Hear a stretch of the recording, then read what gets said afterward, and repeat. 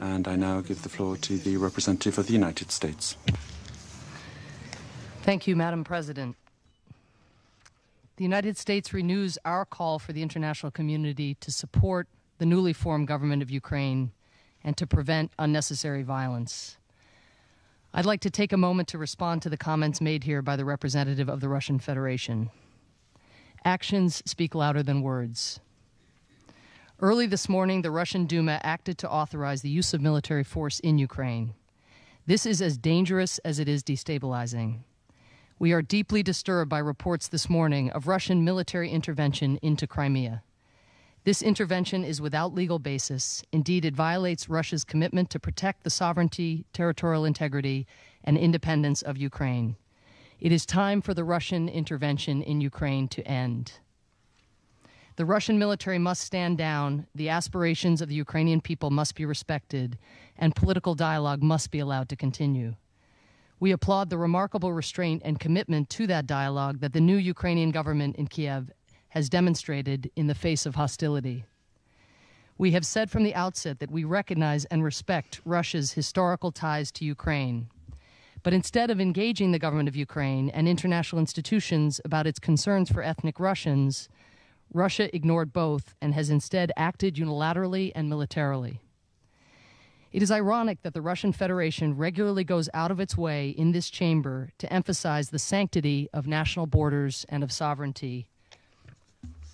But Russian actions in Ukraine are violating the sovereignty of Ukraine and pose a threat to peace and security. Russia alleges various actions against and threats to minority groups in Ukraine. We see no evidence of these actions yet, but Russia's provocative actions could easily push a tense situation beyond the breaking point. Russia's incitement of groups to come out to protest is not responsible behavior in the present situation. There is a clear way forward that would preserve Ukraine's sovereignty, territorial integrity, and address Russia's concerns. First, Russia should directly engage the government of Ukraine. Second, international monitors and observers, including from the UN and OSCE, should be sent to Ukraine. That's the best way to get the facts, monitor conduct, and to prevent any abuses. Russia is a leading member of both institutions and can participate actively to ensure that its interests are upheld. The immediate deployment of international observers from either the OSCE or United Nations to Crimea would also provide transparency about the movement and activities of military and paramilitary forces in the region and diffuse the tensions between different groups. We are also working to stand up an international mediation mission to the Crimea to begin to de-escalate the situation and facilitate productive and peaceful political dialogue among all Ukrainian parties. Our paramount concerns are to end the confrontation and to find a solution that allows the Ukrainian people to determine their own destiny, their own government, their own future. That must be the goal of this Council and the international community. The United States will work with Ukraine, our allies and partners in Europe and around the world, and here at the United Nations to uphold and protect the sovereignty, unity, and democratic future of Ukraine. Thank you. I thank the representative of the United States, and I give the floor to the representative of the United Kingdom. President, as the permanent representative of Russia has suggested that some EU member states were somehow involved in making the crisis in Ukraine worse, I should like to set out clearly my government's position. The United Kingdom is deeply concerned by the escalation of tensions in the Crimea Peninsula and by the fact that the Russian Parliament has authorized Russian military action on Ukrainian soil against the wishes of the Ukrainian government. This action is a grave threat to the sovereignty, independence, and territorial integrity of Ukraine. We condemn any act of aggression against Ukraine. We have therefore sought an immediate and full explanation from the Russian Federation for the decision to authorize military action on sovereign Ukrainian soil and of the basis for it under international law. Earlier today, my Prime Minister called on all parties to think carefully about their actions and work to lower, not escalate, tensions. Yesterday, my Foreign Secretary spoke to the Ukrainian acting President Turchinov and made clear the United Kingdom's support for Ukraine's new government. He urged him to ensure that the government takes measures which unify the country and that it protects the rights of all Ukraine's citizens, including those from minority groups, in a spirit of inclusiveness.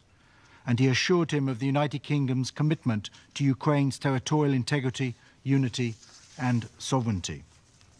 Madam President, the United Kingdom government supports the Ukrainian government's request for urgent consultations in accordance with the 1994 Budapest Memorandum signed by the United Kingdom, the United States, Russia and Ukraine.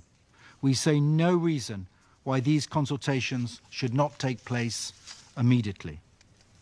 Yesterday, this Council expressed support for Ukraine's unity, sovereignty and territorial integrity and agreed that all political actors should show restraint. It is critical that the Russian Federation respects the sovereignty, independence and territorial integrity of Ukraine and takes immediate steps to calm this dangerous situation. I thank you. I thank the representative of the United Kingdom, and I now give the floor to the representative of France. Madam President, since the beginning of the current crisis, France has worked towards a solution which would allow for the stabilization of Ukraine, a democratic Ukraine that respects the rights of all communities and members of the great European family. This was the meaning behind the mediation conducted by the foreign ministers of Poland, France, and Germany. This was the sense of the 21st of February agreement, to which the Russian Federation at the time refused to give its support, in fact. It is not an issue today of a geopolitical argument of another time. Today, we cannot ask Ukraine to choose between East and West. That would be contrary to all of the values that have founded the European Union. And I would remind you that its existence is based on the refusal to go back to those practices of another age which led our continent to two disasters in 1 century. The authorization given by the Council of the Russian Federation to deploy troops in Ukraine could, if it is followed up by facts, reveal itself to be a threat to the territorial integrity of that country, and it would be a dangerous development for peace. In the Ukrainian crisis, France will attempt to provide a political solution that will serve the interests of the Ukrainian people and will preserve the territorial integrity and the unity of the country. We'd call for all parties to show restraint and responsibility. We ask the Ukrainian authorities to take all necessary measures to ensure civil peace, coexistence between communities, and take into account the legitimate concerns of the Russian Federation. We expect from all of Ukraine's neighbors that they help Ukraine in that difficult endeavor. France and the European Union are ready to make a contribution to a peaceful settlement of the crisis. The President of the French Republic called for rapid and coordinated action of the European Union, which will be decided upon at the 3rd of March Council of European Foreign Ministers. I thank you. I thank the representative of France for his statement. There are no more speakers on my list. I would now like to invite members of the Council to informal consultations of the issue. The meeting stands adjourned.